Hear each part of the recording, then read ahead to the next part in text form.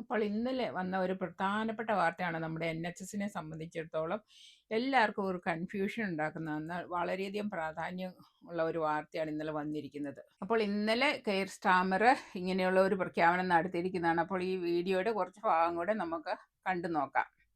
I don't see why decisions about £200 billion of taxpayer money on something as fundamental to our security as the NHS should be taken by an arm's length body, NHS England.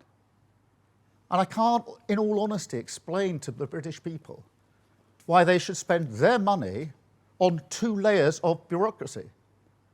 That money could and should be spent on nurses, doctors, operation, GP appointments.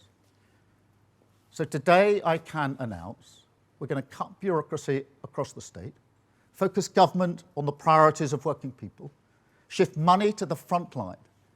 So I'm bringing management of the NHS back into democratic control by abolishing the arm's length body. അതായത് ഇന്നലെ നമ്മുടെ prime minister care Starmer പ്രഖ്യാപിച്ചു NHS England പിരിച്ചുവിടുകയാണ്. അതായത് NHS England abolish ചെയ്യുകയാണ്. അപ്പോൾ അതുവഴി അവിടെ ആ ജോലി ചെയ്യുന്ന ഒരു 10,000-ന് മുകളിലുള്ള ആൾക്കാരുണ്ട്, അവരുടെയൊക്കെ ജോലി നഷ്ടപ്പെടുകയും ചെയ്യും. അപ്പോൾ ഈ NHS ഇംഗ്ലണ്ടും തമ്മിലുള്ള വ്യത്യാസം എന്താണെന്ന് ചോദിച്ചാൽ, NHS എന്ന് പറയുന്നത് നമ്മുടെ ഹോസ്പിറ്റലുകൾ ഉൾപ്പെട്ട എല്ലാ നമ്മുടെ നേഴ്സസ്, ഡോക്ടേഴ്സ് അങ്ങനെയുള്ള ഉൾപ്പെട്ട സംവിധാനമാണ്. NHS ഹോസ്പിറ്റലുകളാണ്.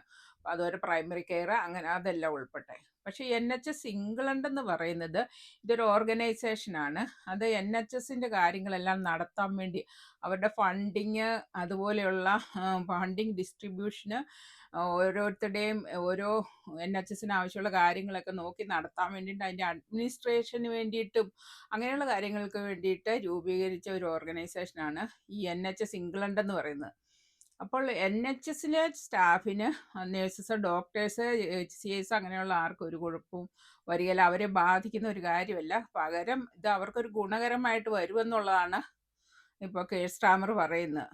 അതായത് ഈ NHS ഇംഗ്ലണ്ടിൽ അവർ അത് അബോളിഷ് ചെയ്യുന്നതോടനുബന്ധിച്ച് അവർക്കൊക്കെ വലിയൊരു സാലറിയാണ് കിട്ടുന്നത്. കാരണം നമ്മുടെ ഹോസ്പിറ്റലിലുള്ള ഫ്രണ്ട് ലൈൻ സ്റ്റാഫിനേക്കാളും നേഴ്സസിനേക്കാളും അതുപോലെ ഡോക്ടേഴ്സിനേക്കാളും ഒക്കെ പോലും കൂടുതലായിട്ടുള്ള സാലറിയൊക്കെയാണ് ഇവർക്കൊക്കെ കിട്ടുന്നതെന്നുള്ളതാണ് പറയുന്നത്. അപ്പോൾ ഒരു വലിയൊരു തുക തന്നെ ഈ NHS ഇംഗ്ലണ്ട് അബോളിഷ് ചെയ്യുന്നതിലൂടെ സേവ് ചെയ്യാൻ പറ്റും. ഈ സേവ് ചെയ്യുന്ന മണി അത് NHS ഹോസ്പിറ്റലിലേക്ക് സ്പെൻഡ് ചെയ്യും. നേഴ്സസിന് അതുപോലെ ഫ്രണ്ട് ലൈൻ സ്റ്റാഫിനെയൊക്കെ ഇൻക്രീസ് ചെയ്യാനും അവർക്ക് ഗുണകരമാകുന്ന രീതിയിൽ സ്പെൻഡ് ചെയ്യുന്നുള്ളതാണ് ഇപ്പോൾ പറഞ്ഞിരിക്കുന്നത്. അങ്ങനെ വരുമ്പോൾ ഇത് NHSൽ ജോലി ചെയ്യുന്നവർക്ക് ഗുണകരമായിട്ട് മാറ്റമാണ് ഇപ്പം വരാൻ പോകുന്നത്. അപ്പോൾ ഈ വാർത്ത കേട്ടപ്പോൾ പലർക്കും കൺഫ്യൂഷൻ വന്നിട്ടുണ്ട്.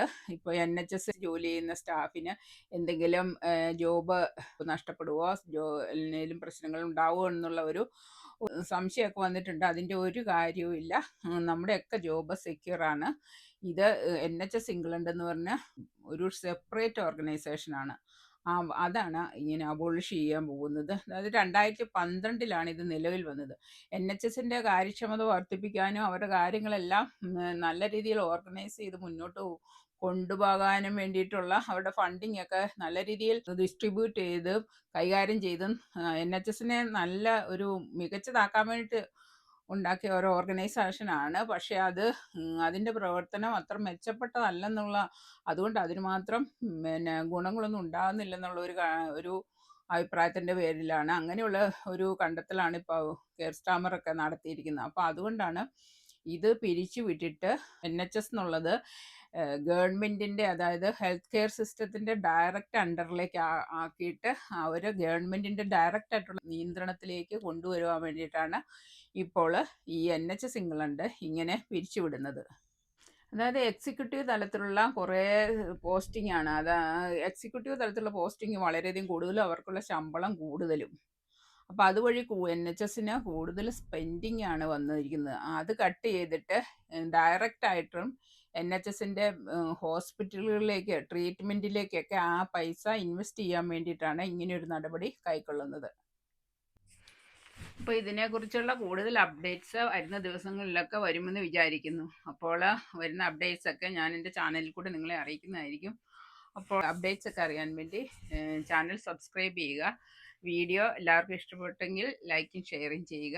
അപ്പോൾ അടുത്ത വീഡിയോയുമായി വരുന്നവരെ എല്ലാവർക്കും ബൈ.